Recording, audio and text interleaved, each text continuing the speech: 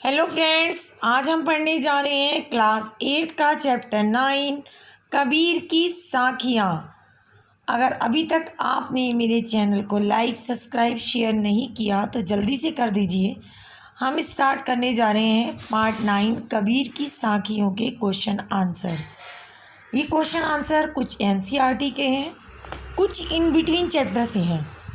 In between chapter से question बनाने का मेरा एक ही मकसद होता है कि बच्चे अगर खाली क्वेश्चन पढ़ने का शौकीन है तो भी उन्हें चैप्टर आ जाए, और अगर मैं पाठ की व्याख्या बनाती हूँ तो उसमें मेरा मकसद यही होता है कि अगर बच्चों को केवल चैप्टर की स्टोरी पढ़ने में इंटरेस्ट है, क्वेश्चन याद करने में नहीं है, तो व्याख्या में ऐसे व्याख्या की जाए कि उन्हें सारे क्वेश्चनों के आंसर अपने आप ही आ जाए। ये मेरा हमेशा प्रयास रहता है। तो मैं छोटे छोटे क्वेश्चन पूछ रही हूँ आपसे। अगर आप इन क्वेश्चनों के आंसर देंगे तो आपको सारे दोहों के अर्थ अपने आप ही आ जाएंगे। तो चलिए स्टार्ट करते हैं। क्वेश्चन नंबर 1 है, साधु से क्या नहीं पूछना चाहिए। ये पहले दोहे की पहली लाइन ही है ये। तो आपने बताना है साधु से उसकी जाति नहीं पूछनी चाहिए। क्वेश्चन नंबर 2 है, मोल किसका करना चाहिए किसका नहीं। तो उत्तर है मोल तलवार का करना चाहिए, म्यान का नहीं। म्यान जिसमें तलवार रखी जाती है, हमें मोल तलवार का करना चाहिए क्योंकि हमने उसी का इस्तेमाल करना है, हमने खरीदी है। वो किस में रखी गई है उसको देख के उसकी कीमत नहीं लगानी चाहिए। अगला क्वेश्चन है, गाली का जवाब पलट कर देने से क्या होता है। अगर हमें कोई गंदी बात कहता है, गाली देता है, अगर हम उसका जवाब दे देते हैं तो उससे क्या होता है। तो अगर गाली का जवाब पलट कर दिया जाता है तो उसकी संख्या बढ़ जाती है, यानी पलट के हम भी एक के बदले 2 गालियाँ हमारे मुंह से निकल जाती हैं। क्वेश्चन नंबर 4 है, मुंह में क्या घूमता है। तो आप देखिए अक्सर सब लोग हाथ में माला लेके मुंह भी घुमाते रहते हैं। तो मुंह के अंदर जो जीभ होती है उसमें राम नाम का जप घूमता है। प्रश्न नंबर 5 है, मन कहाँ घूमता है। तो उत्तर है मन चारों दिशाओं में घूमता है, तभी तो हम एकाग्रचित्त नहीं हो पाते।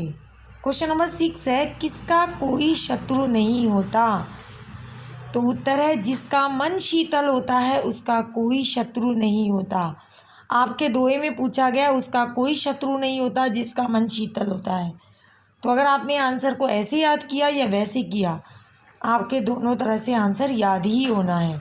क्वेश्चन नंबर 7 है, हमें सज्जन पुरुष किस आधार पर परखना चाहिए। अगर हम सज्जन पुरुष की पहचान कर रहे हैं तो किस आधार पर करें। तो हमें उसके ज्ञान के आधार पर परखना चाहिए। क्वेश्चन नंबर 8 है, कबीर के दोहे में घास शब्द से क्या आशय है। कबीर ने कहा ना घास को हमें घास से रिलेटेड दोहा बनाया है, तो ये घास को जरिया बना के कवि किसके बारे में बताना चाहते हैं। तो कबीर के दोहे में घास शब्द से आशय पैरों में रहने वाली तुच्छ यानी छोटी वस्तु से है। क्वेश्चन नंबर 9 है, आपा को डारी दे से क्या आशय है। अब आपको आपा का अर्थ पता होना चाहिए। आपा का अर्थ है अहंकार, को डारी दे मतलब छोड़ देना, खो देना। अगर हम अहंकार को छोड़ देंगे, खो देंगे, तो हमें ईश्वर की प्राप्ति हो जाएगी। क्वेश्चन नंबर 10 है, मनुष्य कैसे दयावान बन सकते हैं। अगर कोई व्यक्ति दयावान बनना चाहता है या दयावान है तो उसकी पहचान कैसी होगी कि वो स्वार्थी नहीं होगा। तो यदि मनुष्य स्वार्थ त्याग दे तो वो दयावान बन जाएगा। क्वेश्चन नंबर 11 है, हमें सज्जन पुरुष से क्या पूछना चाहिए। तो सेम है, पहले मैंने ऊपर पूछा है, क्वेश्चन एग्जामिनर पलट देता है तो लोग कहते पता नहीं क्या पूछ लिया है। बच्चों क्वेश्चन पलट देते हैं लेकिन आप देखिए आंसर एक ही है। हमें सज्जन पुरुष से उसकी जाति नहीं पूछनी चाहिए बल्कि उसका ज्ञान देखना चाहिए। पूछा तो जाएगा नहीं, उसका ज्ञान देखना है, उसे कितना ज्ञान है। क्वेश्चन नंबर 12 है, साखी का क्या अर्थ है। तो पहली बात तो मैं बच्चों आपको ये बता दूं कि कबीर के दोहों को ही साखी कहा जाता है, क्योंकि मैंने कहा साखी का क्या अर्थ है। अब आपके माइंड में ये भी आता है ये साखी क्या चीज़ है, किसी का नाम है क्या, क्या है। कंफ्यूज हो जाते हैं ना, एग्ज़ाम में हम इतना याद कर लेते हैं, इतना पढ़ के जाते हैं, कई बार हम कंफ्यूज हो जाते हैं। तो बच्चों ये चीज़ याद रखिए, कि कबीर के दोहों को ही साखी कहा जाता है। तो इसका अर्थ है प्रत्यक्ष ज्ञान, जो हमने आंखों से देखा है, जो समाज में हम देखते हैं। अब हम आते हैं लघु उत्तरीय क्वेश्चन आंसर पे। ये क्वेश्चन थोड़े ज़्यादा बन गए हैं शॉर्ट, क्योंकि बच्चे शॉर्ट क्वेश्चन देखने के ज़्यादा आदी होते हैं, उन्हें अच्छे लगते हैं।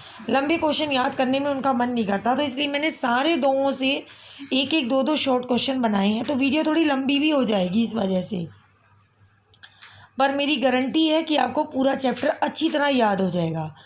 अब लघु उत्तरीय प्रश्न है। पहला है, घास को छोटा समझकर क्यों नहीं दबाना चाहिए। उत्तर है, घास को छोटा समझकर इसलिए नहीं दबाना चाहिए क्योंकि जब घास का वह छोटा सा तिनका आँख में गिर जाता है तो हमें बहुत दुख देता है। तो इसलिए किसी को छोटा समझ के हमें उसे दबाना नहीं चाहिए। कवि हमें यही समझाना चाहते हैं। अगला क्वेश्चन है, मानव भगवान का नाम क्यों नहीं ले पाते। भाई हाथ में माला भी फिरती है, मुंह में जीभा भी फिरती है, राम नाम का उच्चारण भी होता है, तो हम भगवान को नाम क्यों नहीं ले पाते। रीज़न ये कि हमारा मन गतिशील है, जो बिना विचारे इधर उधर घूमता रहता है चारों दिशा में, इसलिए हम भगवान का नाम सही ढंग से नहीं ले पाते। अगला क्वेश्चन है, कबीर जी ने किसी को बड़ा या छोटा समझने की बात क्यों कहते हैं। तो उत्तर है, कई बार छोटी चीज़ भी बहुत दुख देती है, जैसे घास का तिनका अपने दोहे में उन्होंने उदाहरण के रूप में लिया है। एक दिन में बड़े दुख का कारण बनती है। आपको पता ही है, तिनका आँख में चला जाएगा तो कितना दर्द होता है। इसलिए कबीर ने किसी को छोटा या बड़ा ना समझने की बात हमें कही है। अब दीर्घ उत्तरीय क्वेश्चन पे आते हैं।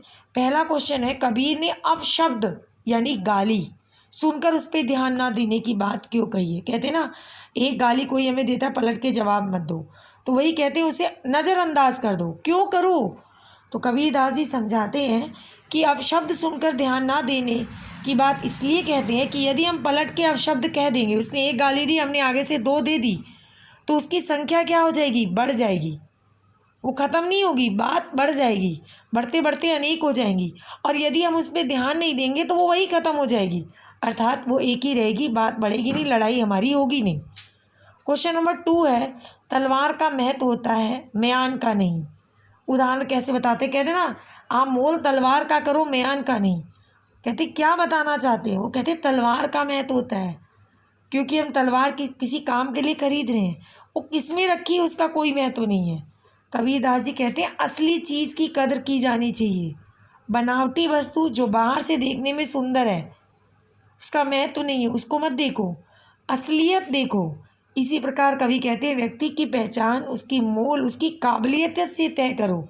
उसका कौन सा कुल है, कौन सी जाति का है, कौन से धर्म का है, क्या दिखावा वो कर रहा है, पब्लिक बुला रहा है, प्रवचन दे रहा है, पैसे लुटा रहा है, ढोंग कर रहा है, आडंबर कर रहा है, इसको मत देखो, क्योंकि ये सारी चीज़ें म्यान के समान निरार्थक है, इसका कोई यूज़ ही नहीं है। जैसे म्यान तलवार निकाल लो, म्यान तो बेकार होगी, वैसे ही उसका जो जाति धर्म ये सब बेकार है। उसकी यूज़ की क्या चीज़ है, उसका ज्ञान। क्वेश्चन नंबर 3 है, कबीरदास घास की निंदा करने से मना क्यों करते हैं। बच्चे ये क्वेश्चन बहुत ही इम्पोर्टेंट है, बहुत ज़्यादा, इसलिए मैंने इससे अति लघु भी बनाया है, लघु भी बनाया और दीर्घ भी बनाया है, और ये एनसीईआरटी का भी क्वेश्चन है।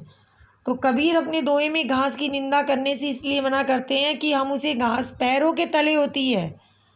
अब पैरों के तले मतलब दबे कुचले व्यक्ति हैं। वे कहते हैं प्राणी या व्यक्ति कितना ही छोटा क्यों ना हो, उसे तुच्छ छोटा समझ के उसकी निंदा मत करो, क्योंकि जिसे हम कमज़ोर समझ रहे हैं, दबा रहे हैं, कभी वो हमारे बड़े नुकसान का कारण भी बन सकता है, हमें नुकसान भी पहुंचा सकता है।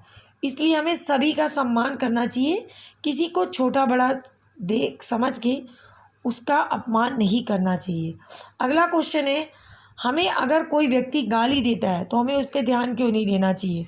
ये बहुत इंपॉर्टेंट क्वेश्चन है, हमारी लाइफ से रिलेटिव है, इसलिए मैंने इससे लघु भी बनाया है, अति लघु भी बनाया है और दीर्घ भी बनाया है। हमें अगर कोई एक गाली देता है तो कहीं उसकी कही हुई बात को तुरंत नज़रअंदाज करके ख़त्म कर दो, ध्यान मत दो, क्योंकि अगर आप ध्यान दोगे तो गालियाँ बढ़ जाएंगी, तुरंत जवाब गाली के रूप में आपको मिल जाएगा, फिर आप एक और दे दोगे, फिर वो दो और दे देगा, फिर आप दे दोगे, फिर वो दे देगा, तो देखना गालियाँ कितनी बढ़ जाएंगी। इसलिए इसे नज़रअंदाज कर दीजिए। क्वेश्चन नंबर 5 है, मनुष्य का मन क्यों भटकता है? तो कहते हैं मानव का जो मन है वो बहुत ही चंचल स्वभाव का होता है।